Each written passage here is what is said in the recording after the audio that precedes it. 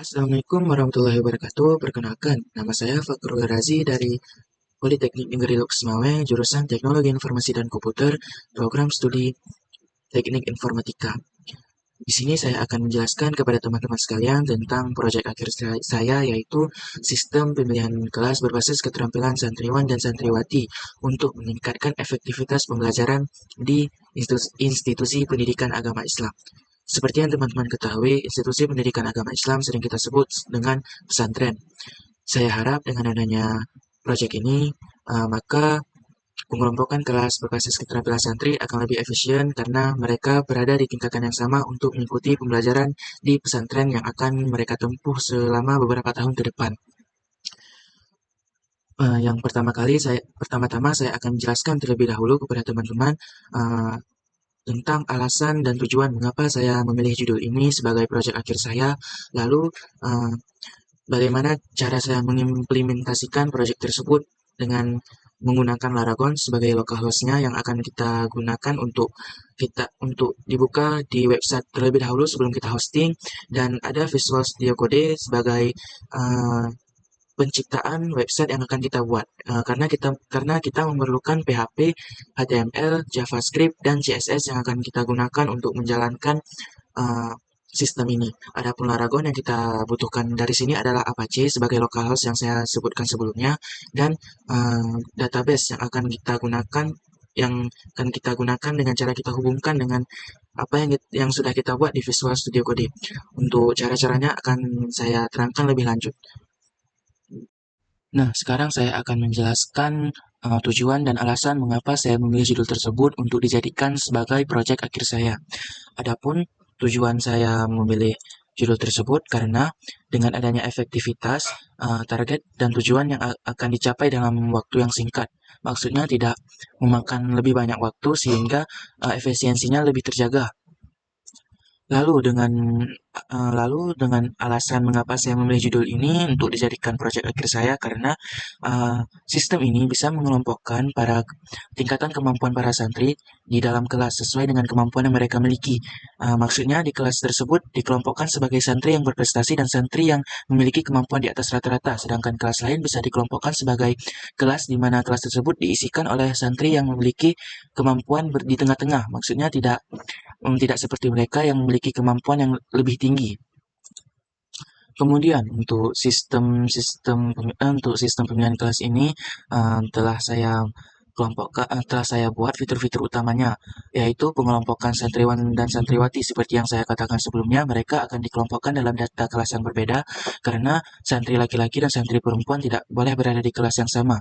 Berbeda jika institusi pendidikan pada sekolah, siswa laki-laki dan siswa perempuan itu berada di kelas yang sama, sedangkan pengelompokan di pesantren tidak. Kemudian setelah pengelompokan kelas tersebut, adanya pendataan santri. Seperti ini, kelas santriwan tidak boleh digabung dengan kelas santriwati. Pada poin fitur utama sistem poin 4, strategi pembelajaran ini bisa meliputi jadwal akademik yang telah saya buat di Visual Code Studio. Nanti akan kita tampilkan pada websitenya tentang jadwal akademik tersebut. Jadwal akademik itu bertujuan sebagai pemberitahuan kepada para siswa yang berada di kelas apa-apa saja yang mereka pelajari, waktunya kapan, dan hari apa yang harus mereka pelajari materi tersebut. Kemudian aktivitas lomba. Nah, setelah dilakukan pengelompokan dan pendataan para santri, para admin, staf atau tenaga tenaga pengajar atau yang sering kita kenal sebagai guru di pesantren itu tahu siapa santriwan atau santriwati yang memiliki keterampilan kemampuan yang tinggi sehingga para guru bisa memilih mereka untuk dijadikan sebagai perwakilan aktivitas lomba yang akan diadakan. Yang keenam, keterlibatan dengan tenaga pendidik. Meskipun aktivitas lomba ini termasuk juga keterlibatan tenaga pendidik, poin keenam fitur utama sistem ini uh, saya buat dimaksudkan dengan membentuk sebuah pilihan nilai akademik yang nilai-nilai tersebut dimasukkan oleh guru.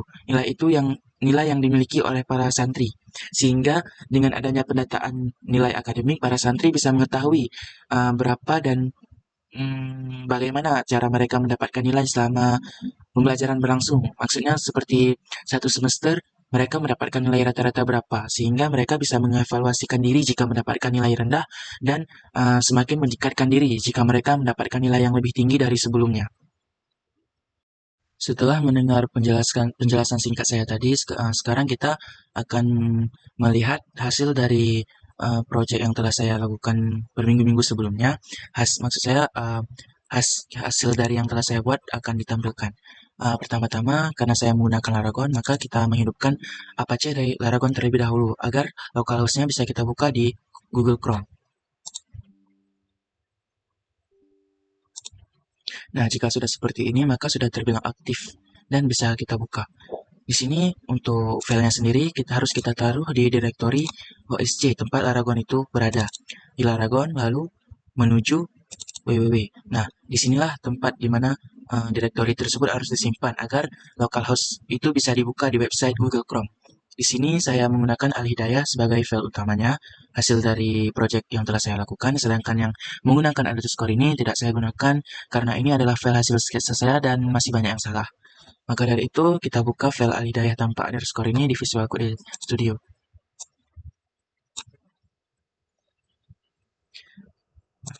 Ini ini adalah hasil dari yang telah saya buat beberapa minggu sebelumnya. Di sini ada folder, ada directory lagi di dalamnya, yaitu aset, dan aset juga berada di directory lagi, dan proses. Proses ini adalah proses yang digunakan untuk menginput dan mengedit serta delete sebuah data yang telah kita masukkan di website localhost Al-Hidayah ini. CSS sendiri untuk halaman login agar dipercantik halamannya. Kemudian image ini saya gunakan di logo saya gunakan di halaman login, sedangkan gambar 1 sampai gambar 7 saya gunakan di home. Di JavaScript ini tidak ada. Nah, seperti itu ya. Kemudian untuk halaman utamanya sendiri saya gunakan main. Main adalah halaman utama ketika kita membuka website itu uh, akan ini setelah login maka hasilnya akan memunculkan main. Untuk pertama kalinya kita gunakan login ya. Ketika website tersebut terbuka, maka halaman login lah yang terlebih dahulu ditampilkan di localhost itu. Seperti ini. Ini adalah halaman login yang digunakan pengguna. Oh iya, untuk pengguna sendiri saya tidak melakukan level 1, level 2, atau level 3 karena saya hanya menggunakan satu orang saja untuk website ini dijalankan, yaitu admin. Karena admin akan mendaftarkan biodata para santri, dan kemudian membuat daftar kelasnya, lalu menginput jadwal akademik dan menginput nilai akademik. Para siswa tidak terlibat untuk melakukan penginputan data-data nilai tersebut atau data-data kelas serta data jadwal akademik. Di website ini terdapat header yang menjadi bagian atasnya telah saya buat juga. Lalu ada sidebar. Sidebarnya seperti bagian ini. Saya taruh sidebar tersebut di bagian kiri. Lalu sedangkan bagian di sini bagian sisanya kita buat seperti row. Maksud saya row. Di sini row itu harus ada 12 kolom. Di sini saya buat 3 dan di sini bagian konten atau isi dari sidebarnya adalah 7. Agar lebih jelas, kita bisa langsung saja buka Google Chrome untuk melihat hasil dari yang telah saya buat di Visual Studio Code. Itu localhost seperti yang saya bilang sebelumnya, kita menggunakan localhost untuk membuka file Visual Code Studio ini. Juga menggunakan pihak ketiga yaitu Laragon. Jika Laragon tidak diaktifkan, maka localhost ini tidak berjalan dan tidak menampilkan apa yang telah kita buat di sini.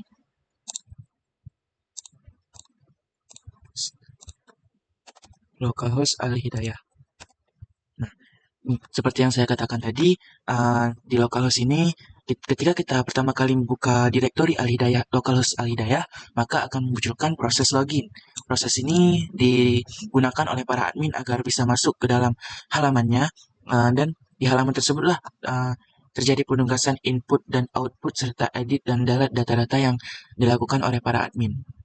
Untuk username dan passwordnya sendiri, ini kita lakukan terlebih dahulu pada database. Di database ini kita membuat table user sebagai dari yang kita maksudkan untuk bisa masuk di proses login ini. Proses login ini terjadi di Visual Code Studio yang telah saya buat di bagian directory proses, yaitu proses login di sini. Di sini terjadi pemasukan username serta password yang telah kita buat di database. Database sendiri kita buka di Laragon, tidak harus menggunakan pihak keempat karena pihak ketiga Laragon ini telah menyediakan database yang bernama Heidi SQL. Lalu kita open saja. Nah, di sini saya sudah membuat 5 tabel, ada tabel biodata, tabel daftar kelas, tabel daftar nilai, dan tabel jadwal akademik, serta tabel user. Terjadinya proses login tersebut karena adanya tabel user ini. Jika tidak ada tabel user, maka admin tidak bisa masuk ke dalam halaman yang telah kita buat di Visual Studio Code. Maka dari itu kita terlebih buka tabel user. Nah, di sini saya sudah menyampaikan ID, username, password, level, meskipun level ini tidak perlu kita buat juga. Nah, di sini karena saya katakan levelnya kan satu orang saja, maka dari sini kita hanya membutuhkan karena kita hanya membutuhkan admin untuk menjalankan website tersebut. Di sini admin admin.com sebagai username-nya, sedangkan password kita buat seperti ini karena jika tidak buat seperti ini password tidak bisa maksudnya SQL tidak bisa dipanggil lah, seperti itulah kurang lebih. Setelah terciptanya data table ini, maka langsung saja kita masukkan ya email address-nya, yaitu admin@admin.com. Kemudian ada di sini sudah saya taruh juga di bagian login. Di bawah form login telah saya tulis jika nanti digunakan oleh seseorang untuk mengetesnya silahkan, karena username dan passwordnya sudah saya lakukan. Untuk password saya tulis password ya agar mudah diingat. Kemudian sync. Nah, beginilah halaman utama yang ditampilkan setelah proses login terjadi. Halaman home ini dia. Proses login. Jika login berhasil dilakukan, sistemnya login, maka lokasi yang dituju adalah home. Ini tidak perlu dibuat home.php lagi karena terjadinya di bagian indeks ini. Indeks ini sudah include main.php. Sudah include main.php. Dan page ini adalah halaman home. Halaman home yang akan menyajikan dari hasil sidebar. Sidebarnya terdapat menu sidebarnya telah saya lakukan di sini. Ini adalah menu sidebar yang saya masuk. Ada dua row di sini, row pertama dan row yang kedua. Row pertama memiliki 3 dan row yang kedua memiliki 7 kolom. Ini 3 kolom maksud saya. Karena sebuah row itu hanya memiliki 12 kolom saja. Jika membuat 3 row juga bisa, tinggal kita bagi saja. Di sini 3, mungkin, salah, maksud saya di sini 4, di sini 4, dan sini 4. Karena kita tidak menggunakan row ketiga, maka kita hanya menggunakan kedua row saja. Di sini row 3, di sini row 7. Hasil username yang kita masukkan dalam halaman login tadi bisa tercantum di sini ya, karena kita melakukan proses. Proses tersebut akan saya beri dalam bagian deskripsi. Di dalam deskripsi tersebut akan saya taruh hasil dari GitHub saya agar teman-teman bisa melihat tata cara serta hasil codingan yang telah saya buat beberapa minggu belakangan ini. Oke, sini kita lihat bagian biodata. Nah, di bagian biodata ini saya lakukan cari nama. Di sini kita bisa mencari nama yang telah kita isikan. Di sini ada tambah biodata. Nah, mengapa bisa seperti ini? Karena saya menggunakan modal di dalam tambah biodatanya. Tambah biodata tersebut terjadi adanya di biodata ini ya. Nah, biodata.php. Di sini saya menggunakan modal tambah biodata, modal view, biodata yang telah kita input bisa kita lihat agar terdapat informasi lebih jelas lagi. Kemudian ada modal edit. Jika admin ingin mengedit data dari seorang santri, bisa kita lakukan dengan cara modal edit seperti ini. Ini tidak disable, bagian edit ini tidak disable ya, karena bisa kita edit. Sedangkan bagian view ini disable, tidak bisa diubah-ubah. Nah, di sini yang saya ingin jelaskan tadi yaitu lebih lengkap. Maksudnya lebih lengkap, ditambah biodata ini ada bagian NIS, nama, usia, tanggal lahir, jenis kelamin, kelas, nomor HP, alamat. Nah, di alamat.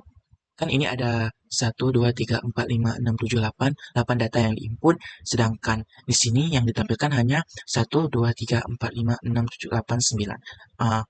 Hanya 8 ya. Ini aksi tidak kita hitung di sini. Tambah biodatanya tidak kita hitung. Di sini ada 1, 2, 3, 4, 5, 6, 7, 8. Dan di sini ada 1, 2, 3, 4, 5, 6, 7, ya 7 saja. Nomor dan aksi tidak kita hitung. Maka di sini hanya ada 1, 2, 3, 4, 5, 6, 7. Sedangkan ditambah biodata ada 8. Di sini tidak menampilkan alamat dan tidak menampilkan di mana siswa tersebut ditaruh. Di sini saya telah membuat jika maksud saya santri, maaf ya, saya tidak sengaja menyebut siswa, maksud saya santri yang berada di kelas 1A, maka di sini akan terbilang santri ini masuk ke kelas inti. Nah, pengelompokan inilah telah terjadi dalam biodata. Santri yang memasuki 1A dalam kurung L atau santri yang memasuki 1A dalam kurung P akan terbilang santri ini masuk ke kelas inti dan menampilkan alamat hasil dari inputan yang telah dilakukan oleh para admin. Sedangkan jika 1BL atau 1B dalam kurung L atau 1B dalam kurung P tidak akan terbilang bahwa dia memasuki kelas inti, ya, hanya menampilkan yang lebih lengkap alamat saja. Seperti itu. Ketiga ini terjadi karena adanya modal. Muncul seperti ini karena terjadi modal, pemanggilan modal maksud saya. Kemudian nilai akademik. Seperti saya katakan, di sini secara abstrak saja, ya. Kita tampilkannya secara abstrak saja karena saya buat secara terburu-buru dan deadline-nya juga tidak bisa saya hindari, maka dari sini saya buat seperti ini saja, seperti apa adanya. Nah, di sini terjadi NIS kelas tahfiz kitab UAS rata-rata. Di sini saya melakukan proses penambahan nilai, yang mana penambahan nilai tersebut tidak ada terjadinya penghitungan rata-rata secara manual.